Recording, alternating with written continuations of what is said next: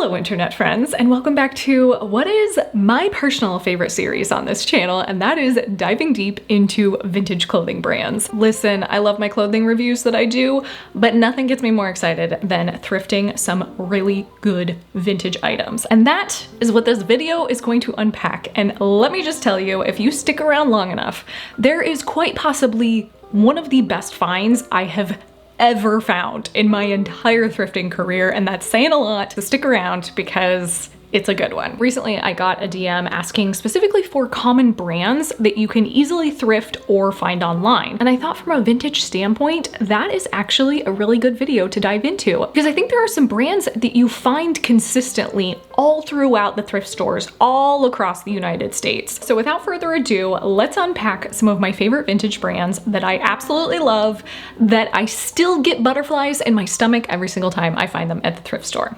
Let's dive in. We're gonna work our way backwards. We're gonna start with the 90s and early 2000s, because obviously those are gonna be the brands that are so readily available at the thrift store. Now, obviously you have your run-of-the-mill brands, but personally I think the absolute best brands to come across at a thrift store or doing anything online shopping is knowing what vintage labels look like for Tommy Hilfiger, Ralph Lauren, Donna Karan, Calvin Klein. I just recently thrifted some made in USA Calvin Kleins, and let me just tell you, Calvin Klein denim from the mid 90s were perfectly worn in to perfection. They are exactly what you should be looking for either online or at the thrift store. But the reason 90s Calvin Klein jeans are going to be the quintessential in your wardrobe is because anything post 2003 was when Calvin Klein himself stepped down from being the creative director.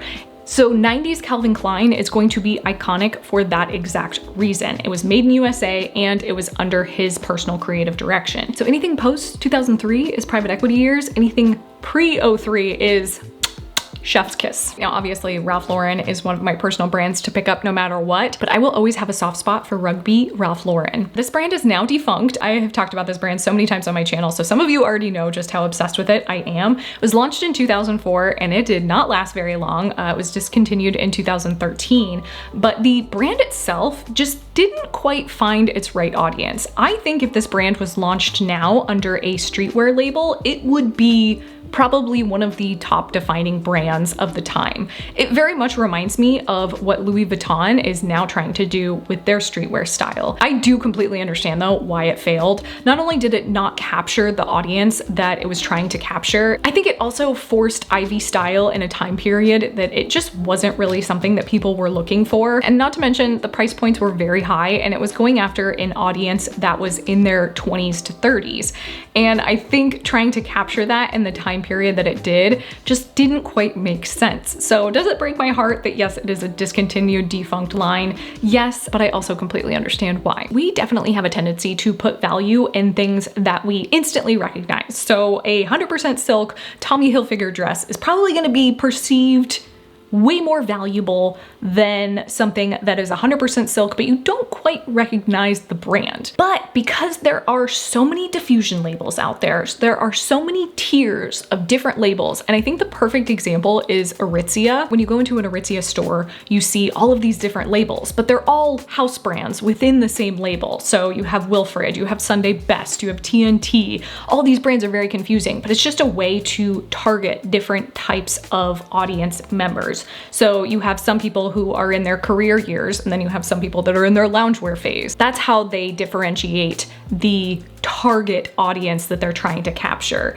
And there are so many brands that have done that throughout history. And one of my personal favorites is Moda International, or Moda INTL. The amount of silk items that I have found from this brand, and they are silk loungewear items. So they're very just like relaxed casual pieces. And Moda International was actually sold through Victoria's Secret. So anytime you find that brand, either online or at the thrift store, trust me, you have found something so good. But another element of finding these pieces and kind of fine-tuning what speaks to you is taking that extra step to define your personal style, because the brands that speak to me might not speak to you. And I think a lot of times it's finding those niche subcategories that really attract your eye. So for me, the Moda International is a perfect example of like, I like really minimal style. I like really clean lines and I like good quality fabric. But you might like, for instance, Men's Custo Barcelona, which is another brand that I constantly find that has a little bit more of like a Y2K era to it. It definitely has more of a like pop art style, very bold prints. The brand itself was established in the 1980s, but it didn't hit New York Fashion Week until the 1990s.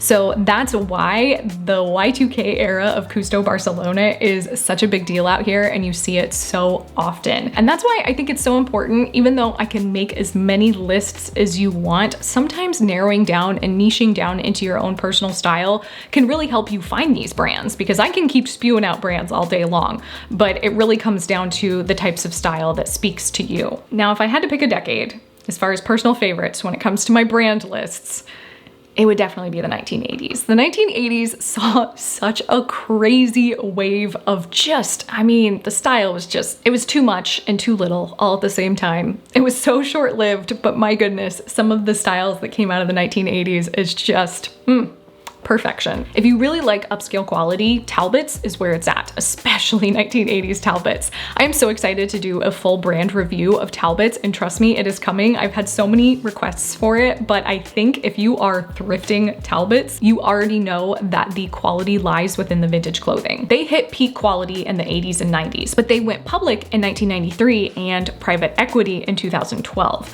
So it's had its fair share of ups and downs, but the 1980s was an excellent time for quality. One of my personal favorite finds is this Talbots blouse. It is ruffled front, 100% pure silk. I mean, every detail of this blouse is perfection. It has kind of an organza feel to it. You will not find anything on their website that hits anywhere remotely close to this style of clothing. Now, this brand is a little bit more of a rare bird. I will literally cry tears of joy every single time I find this brand. Norma Kamali. Oof, she was at her peak design in the 80s. I'd say out of all the designer brands, I've probably found her the most often though. It might honestly be because I'm obsessed with her personal style. She really was adventurous in the types of materials that she used. Silk parachute jumpsuits, she used sweatsuit materials to make jumpsuits and dresses, and really avant-garde pinafore style skirts. She also had a line under the name Omo, which is another gem to find, but in more recent years, she has licensed her brand out to Walmart. So it's definitely just not the same innovation anymore. You can still even find her brand on Revolve, and she is still very heavily involved in the design process.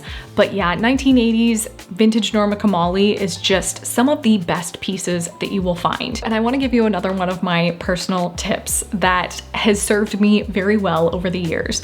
But that is flagging any of these brands on Thredup. And obviously this is not sponsored, but Thredup has been my source for so many good vintage items. Bookmark all of your favorite vintage brands, and I would say, depending on how obsessed you are with it, either check it daily or check it weekly. It is something that you are guaranteed to find some really hidden gems.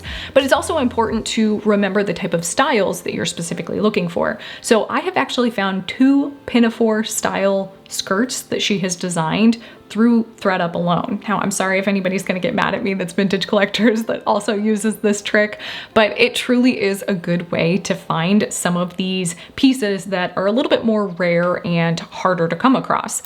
But it's so important to know the specific types of designs that she's made. So sometimes taking that little extra time to do the research and find out what styles some of these designers were known for can make a world of difference and just help you find some of these valuable pieces. Now, just like the 90s, the 80s mall brands were still vibing and very much some of the most sought out pieces for me personally when it comes to thrifting some of these items. Now, again though, most of these are pieces that I want to do like actual brand research into in individual videos. And Anne Klein has been another one that has been so highly requested. So eventually you're going to get a standalone video for Anne Klein. But let me just tell you, some of the vintage pieces that I have come across for Anne Klein, oh my gosh, nothing compares. Nothing compares. This is 100% silk, beautiful. I mean, chiffon pleated. The best part about this dress though is it still has the price tag attached for $190. At $190 these days, you're guaranteed to find a 100% polyester dress, which is why the power of thrifting will just forever change the way you shop. Now, the history of Anne Klein is so rich. The brand itself was started in 1968, but she did have a label pre-1968 under the name Junior Sophisticates. And I think brands like this are so important because they really fed into the women's movement. and allowing women to enter into the workforce. So all throughout the 60s, 70s, and 80s, she provided career wear for so many people.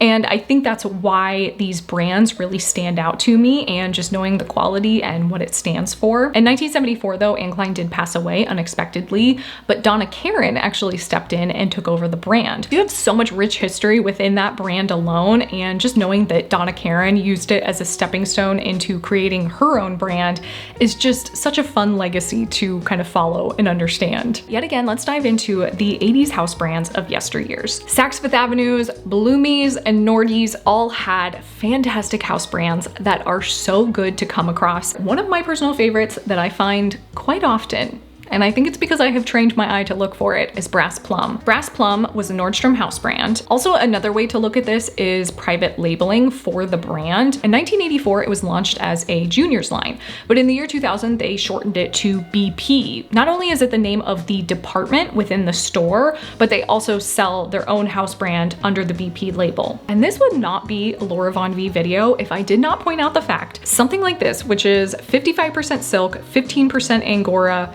and 30% nylon, just, it would not be, you can't, nope, this would not be something that you could find in BP nowadays. It is all polyester, it is all synthetics, maybe some cotton blends, but there is nothing at all that lives up to this standard. Something like this is such a good example of, yet again, brands like Cezanne will do something that looks identical to this. Like, the style is so much the same and the quality is so much the same, but if you know what to look for, you can always find the vintage version of it. We are moving our way into the 70s, which this shirt alone is from the 70s. Here's the problem with the 70s though.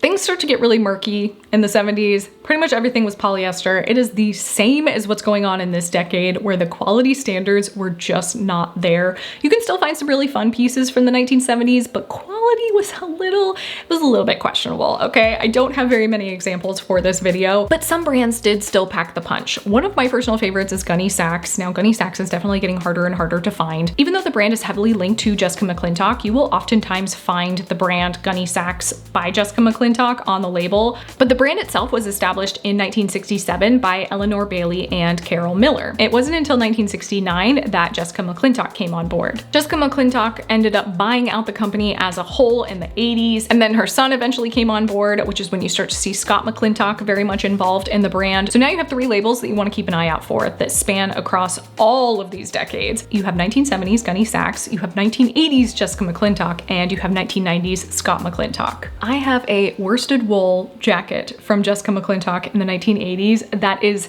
one of my prized possessions. I absolutely love the style and the cut on it. I actually found it maybe about a year ago now while I was out thrifting with my friend Lori. I know the 70s were so short-lived, but that brings us into the 1960s and the 1950s. And let me just tell you, this is where things get so interesting. There are so many brands to keep an eye out for, but pretty much anything from that decade, you're gonna find good quality. You got Lily Rubin, you got Lily Diamond, you got Lily Pulitzer, you got Lacoste, you got Liberty of London, you got Laura Ashley. For some reason, the 50s and 60s loved L's. The 50s and 60s were seeing a heightened sense of consumerism. People were making things from patterns, so you don't always have pieces that have the labels put on it because they were handmade by someone, but they were still using fine silks and wool. If there is ever a story time and brand does not always matter, this bad boy right here holds that story. While I was out thrifting, I touched this and immediately knew it was wool, because it's like, when you know, you know. The lining itself, I could tell was 100% silk just based on the touch and feel of it. I knew it was something good.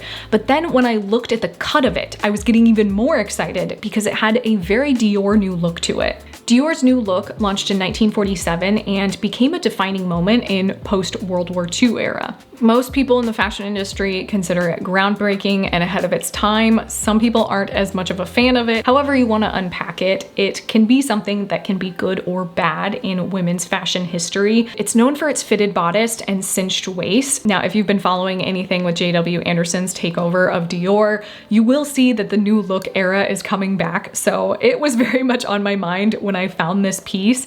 But looking it over, I couldn't help but wonder if it was in any way associated with even even a knockoff, or like, I mean, using the dupe in the 1950s just doesn't feel right, but something did tell me that this was very much associated with that time period. So I didn't even hesitate. I took it home. I needed to do some more research. I couldn't find any information anywhere, so I kept assuming that this was probably a homemade piece until I flipped it inside out and found a very tiny handwritten tag that read A. Moorhead. If you've been around long enough, you know that my mother is also just as equally obsessed with quality clothing. She is who has taught me so much. So of course I was sharing this find with her and showing her what I picked up, and just hoping that maybe she could give me some insight on what was going on with this piece, but also just more to show her and, you know, let her appreciate it just as much as I was, until it clicked in her head. A. Moorhead stands for Agnes Moorehead. Now, personally, I did not grow up watching Bewitched. I was more of a Gilligan's Island girl myself,